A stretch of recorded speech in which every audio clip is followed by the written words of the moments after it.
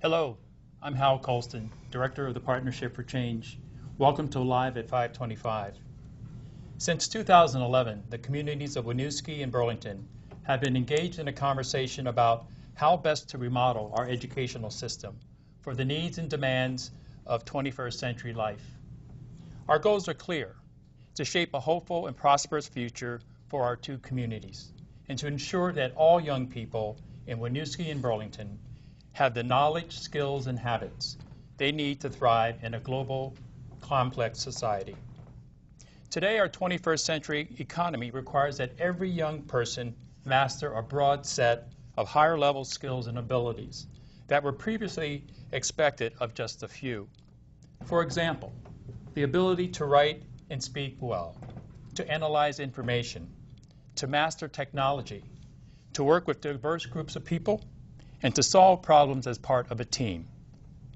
Together, we are focused on how to best educate our young people for college, career, and citizenship. Fundamental to our school change effort is a commitment to equitable and respectful school environments where students from all backgrounds, races, and cultures feel welcome, listened to, and encouraged to learn at higher levels. Winooski and Burlington are two of the most diverse cities in Vermont. Since all of our students will be living in a far more diverse society than what their parents and grandparents experienced, our diversity is a unique asset that must be fully embraced. Effectively remodeling the education system requires strong partnerships with our entire community, including families, citizens, higher education partners, the nonprofit and business sectors.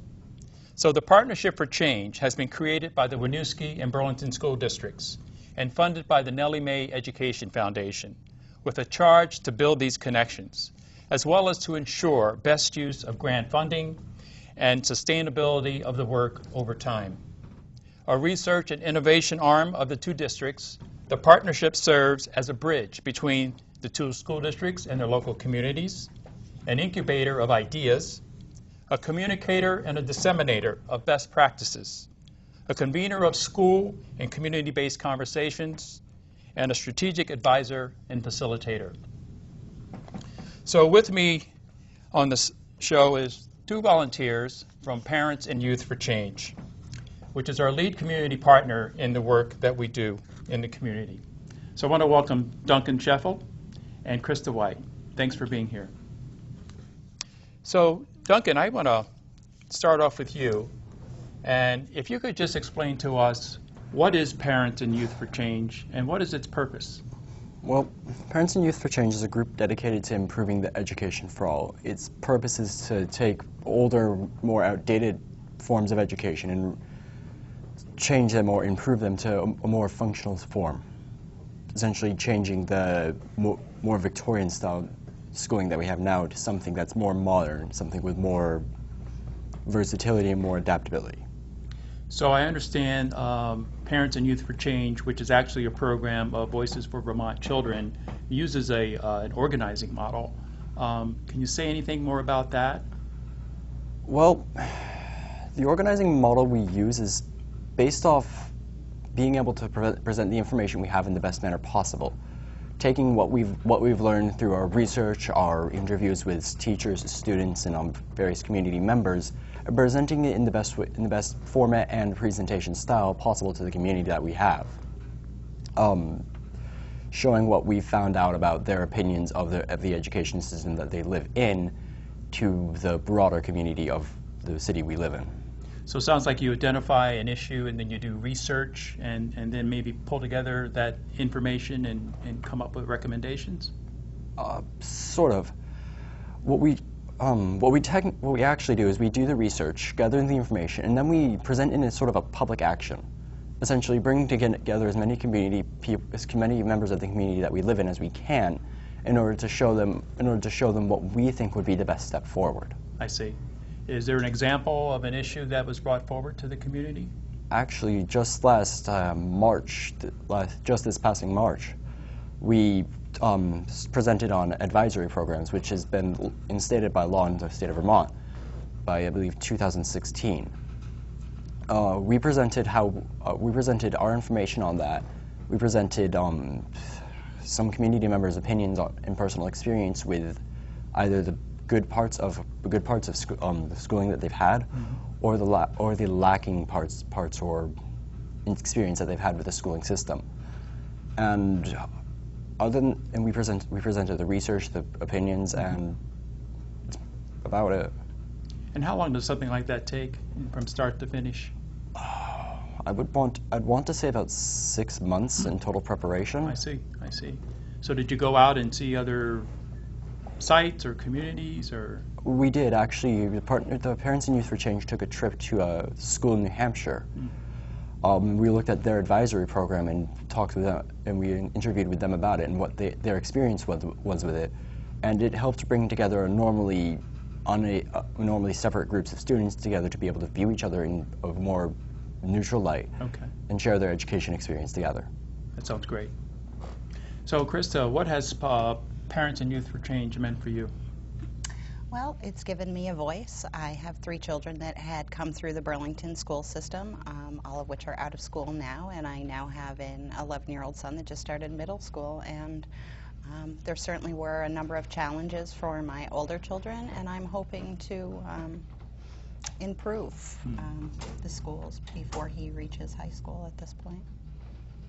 So I was involved with the public action that was held in Burlington to present the idea of an advisory system at Burlington High School. And I wonder if you can share some of the thoughts that you shared at that public action. I'd be happy to. If you don't mind me reading what I read at the public action, would that be okay? Please do. Well, again, my name is Krista White, and I'm the mother of 4 children. I was born in Burlington. All 3 of my now adult children went to Burlington High School several years ago. When I went to school in Burlington, I really benefited from being in an incredible alternative program that was personalized and empowering. I had the opportunity to learn and contribute to the community. I was part of an incredibly close-knit group of students and teachers. And I am very excited about Burlington High School moving toward student-centered learning. I know it worked well for me. It opened my eyes to the world and put me in the driver's seat of my education. It awoke my passion for education and learning. I was so taken by the power of personalized learning that I even spent a large part of my professional life working at Burlington College. My educational experiences helped me to be comfortable as myself in the world. I was able to develop my interests, build skills, and a career.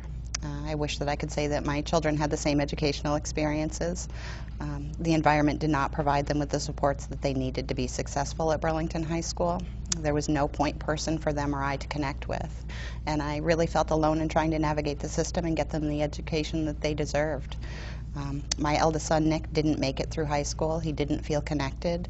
And when issues arose, there was no advocate for him or I to connect with. He left his senior year and chose to obtain his GED. My other son, Jacob, was strong academically but barely made it through to graduation. When I got a call from school approximately 2 weeks before graduation ceremony informing us that somehow he had missed 2 core credits from his freshman year and that he would not be allowed to walk with his class. I was shocked and dismayed that it was possible for this to be overlooked for so many years. I thought we had finally made it to the finish line with this guy, and so I was beside myself knowing that he could come this far and not make it. Due to my advocacy, Jacob was allowed to walk with his graduating class that year. My daughter Erica chose to leave BHS in her sophomore year and chose to attend an alternative program where she was known well.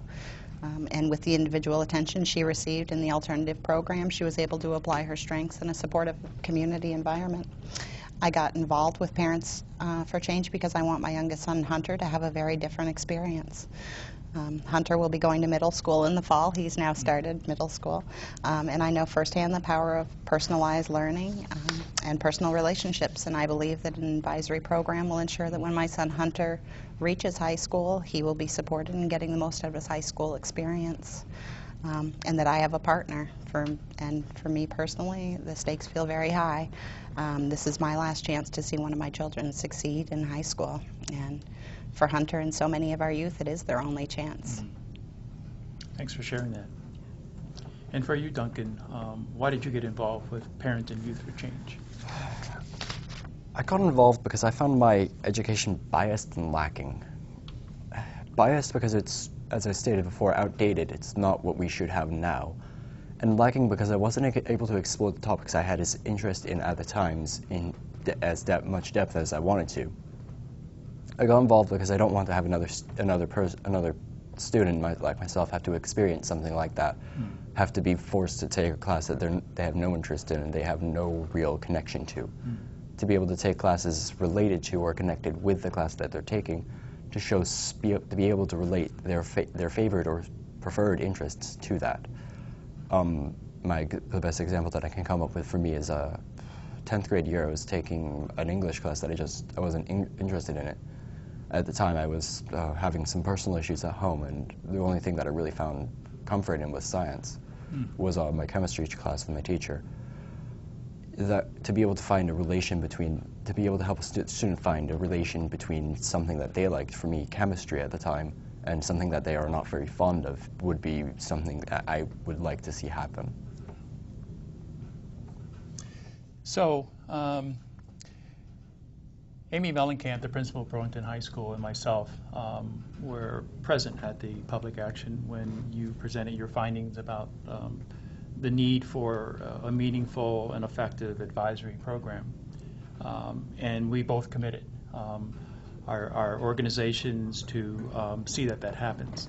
And I'm happy to report that underway there is a advisory design team that has come together with multiple stakeholders and are doing the work to figure out exactly what this new program should look like.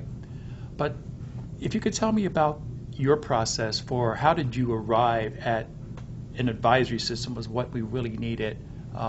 What were some of the steps that were taken to decide that was the real issue that was affecting our community, our school, and that needed to be in place?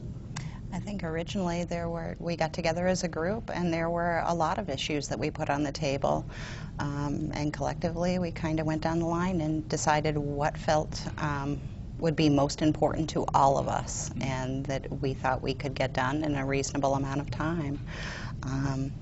And we really all came to the conclusion that the children were unprepared for after high school. That really stuck out to all of us. They were not college ready. They didn't have a clear path. And so based on that, we started our research. Great. Duncan?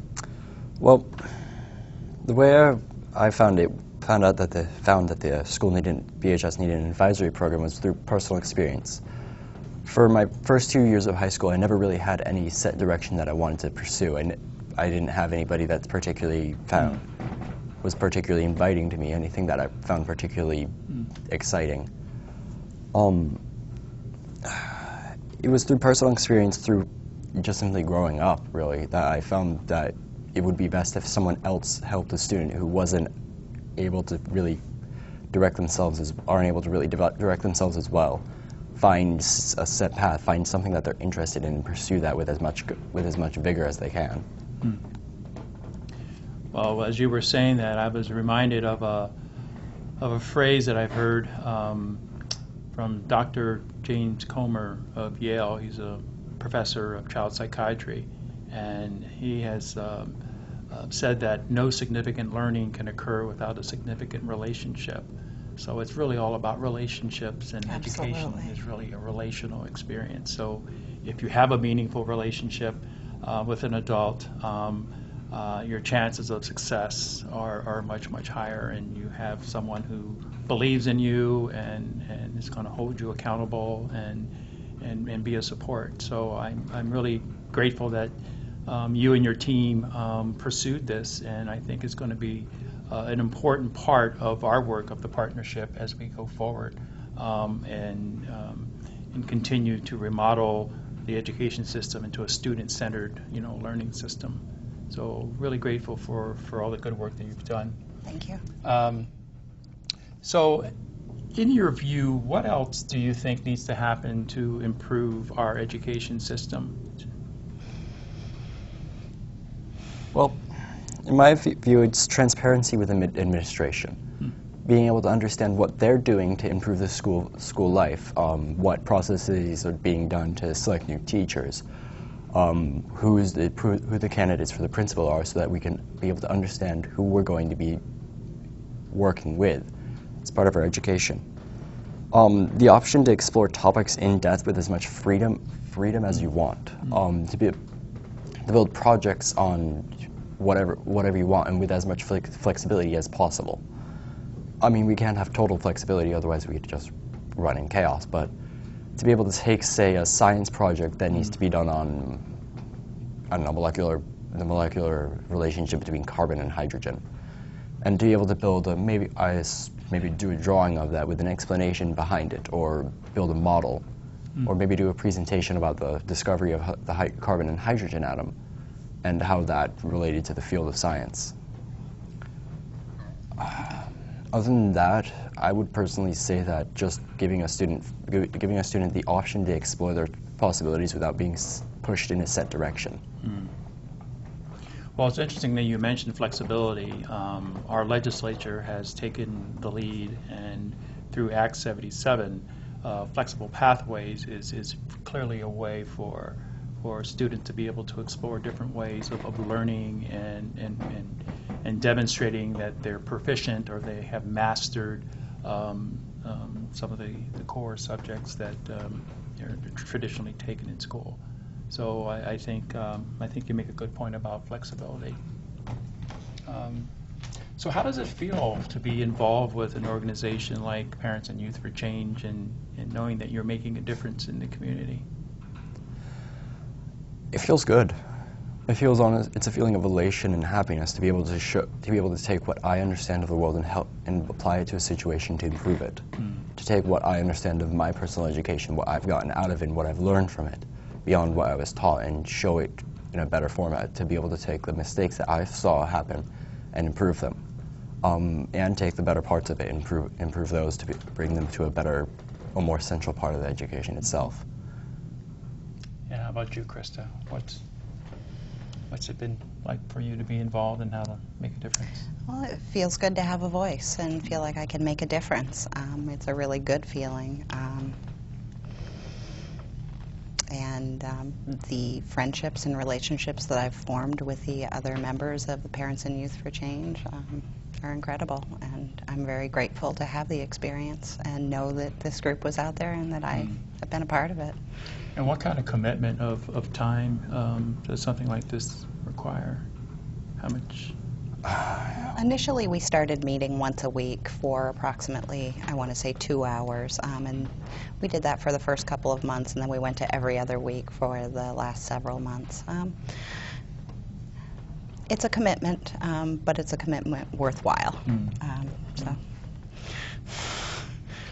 So I understand there was a public action November a year ago, I believe. And were you folks involved at that time? I was not. That was the Winooski action? Is that No, that was here in Burlington, It I was. believe. It was here in town at the Episcopal Church, Cathedral Square. And wasn't there an action around some kind of report card? I do know of the action you were talking about. I was not personally a part of it, but it was, I believe the action was involved in getting a report card that was more friendly to the ethnic communities we have in Burlington. Something color coordinated so that they could understand how their children were impacting their progress towards college. That has been put in place since that action. So I understand that the challenge was getting a traditional report card and maybe seeing A's and B's, but not understanding that those particular courses, ELL courses, English language learning courses, were at the level and the rigor that would be courses that would be leading you towards college. So I think this idea of how do we make this tool more effective in communicating to parents and to students their progress. And it's our understanding that it's worked out very well for those communities, and it's been a great tool. Wow, that's excellent. It That's really excellent. is. And so there's multiple small groups that have formed around different issues. I was not a part of that either. I see, I see. So, as you look forward, are there other challenges or issues that you think we may need to address, whether it's as a group as you've worked, or even individually that you have maybe concerns about? And how do we remodel our school system so it works for everyone? Well, like I've been stating so far, I personally see one of the next major issues is flexibility. I was not able to really select which courses I wanted out of high school and which courses I believe would be right for me. And I'm feeling that because of that, I was not able to get the education that I could have. That's not to say that the education I've gotten is in any way bad. It's just not the education that I would have personally liked.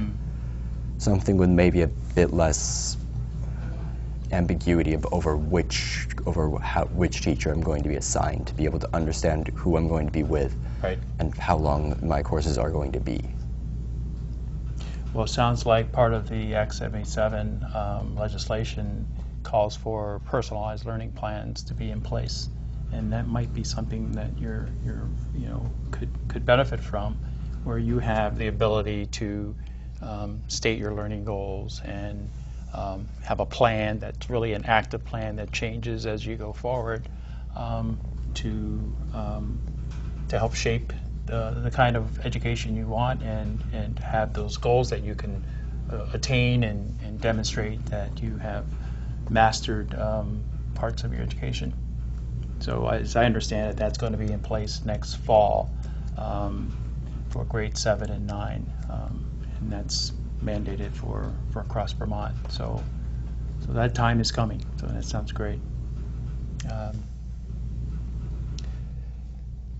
So with Parents and Youth for Change and the teams that you have worked with, how have new relationships developed in some of the work that you've done with your community work, and how has that maybe helped, even shaped how you want to continue working and staying involved? Well, I've met people like Krista White in this group, and I've found that I really enjoy helping to improve things. I really enjoy helping others to learn what they're capable of, learn what they can do. And because of that, I want to go into education to be a teacher, to help students to find what path that would be best for them. Maybe not necessarily forcefully or in any way with any real goal, but just to talk with them and see what they're interested in.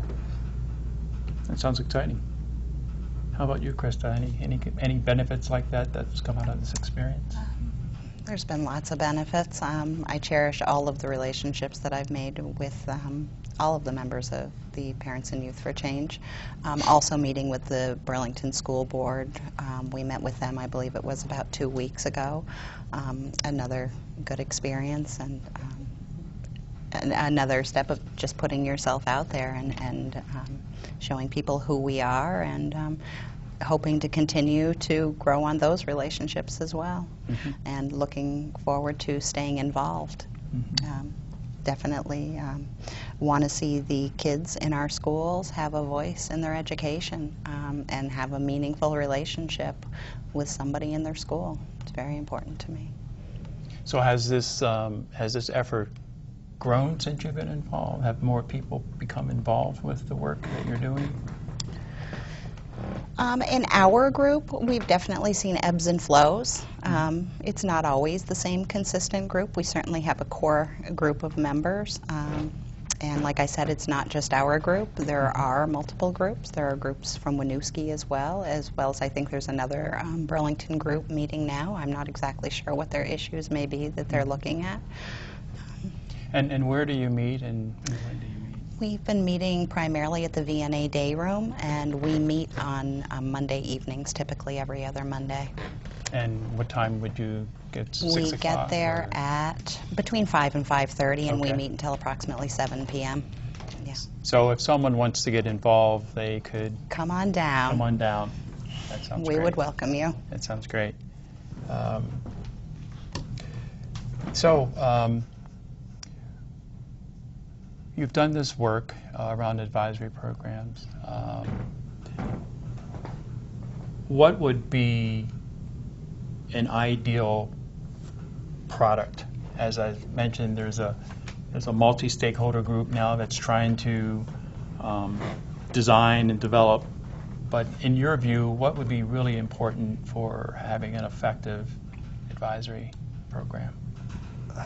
Well, for me, it'd be a teacher or an adult in the school that the students can feel comfortable talking to, comfortable with exploring what their interests and their ideas, comfortable in the ruling out things that they just don't have the drive to do, and trying to bring in other things that they have the ambition for, but simply can't find the time. It'd be an adult that meets, in my opinion, at least once a day to talk with a student, to talk with a set group of students who would continue with each other throughout high school, really growing and learning together. So you'd like to see that relationship from starting at grade 9 all the way through grade 12? And if possible, maybe in the middle schools to have something of a similar product. Mm. And you, Krista, what would be important for you in a new advisory program? Well, I think it's important to note that most of our guidance counselors are overseeing 200 to 250 students, and that just doesn't seem doable to me. And I think that these small advisory groups that we're talking about, I think that this advisor mentor that leads these groups has the opportunity to really change a lot about how the students are educated and bring about more choice and those kinds of things, help them with their personalized learning plans, give them a voice in their education, and be that person that they're able to form a close bond with. I think there's so much that can come from the advisory. I really see it as almost a family unit, because the way I see it and the way I do hope it is formed is that this advisor / mentor is going to meet with that same core group of students every school day over the course of the entire 4 years. And over that period of time, I would expect that they would grow very close. And to me, that will make a large difference. So as you came to this idea, were there other similar groups out there like yourselves, like Parents and Youth for Change, doing this kind of ground level work to, help organizations like the Partnership for Change or Burlington High School? Not that I'm aware of. I had no direct idea of any group that was doing that. I found out about this because of a friend who was already in the group, and I came to it because I had an interest in helping reform education and helping create a better system and educational idea for our community. Right. And for me, it was just someone one day simply handing me a flyer while I was picking my son up from the Boys and Girls Club, and I thought, this could be interesting, change in the Burlington school system. Right. We'll see. Right. And I attended, and I was pleasantly surprised that it was real conversation, and it looked like there were some possibilities to make some real change. And were you able to work in the schools while you were doing this work, or was it all in the community? For me, it was all in the community. I do believe that our group leaders probably have done quite a bit of work in the schools. I do know that we did survey 100 Burlington High School students. I did not take part in that personally, but that was done by people within our group. So Great. Some of the work has been done in the schools. Great. Well, I really applaud you and your team for this great work, and we look forward as the Partnership for Change in Burlington High School in implementing this idea that you led us to. I think it takes a whole community to bring about really effective, meaningful educational change, and we're all partners in this, so I really, really thank and appreciate you. And Dawn Moskowitz, who runs Parents and Youth for Change, and Meg Klein, and Infinite Cost Leisure. So thank you all. Thank you. Thank you.